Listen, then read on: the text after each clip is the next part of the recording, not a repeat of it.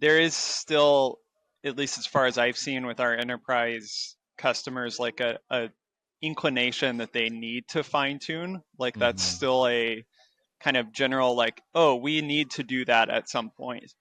And I think once they kind of solve a few of their use cases without that, they kind of disillusion themselves of that notion in many cases. But I think it's natural to try to continue, or it's the good thing, like you were saying, Demetrios, is like you can probably prove to yourself without a huge amount of effort using an easy to use API, whether or not you need fine tuning, and do that in like a day Yeah.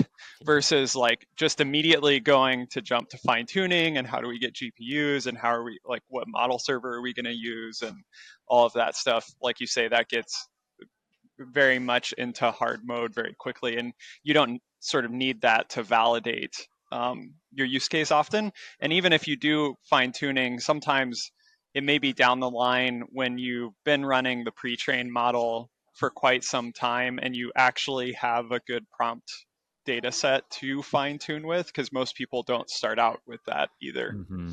That's a huge point too. And this is probably like the biggest unlock that happened is that, okay, now that anybody can use the OpenAI API, you can quickly see if there's value in that crazy idea you have.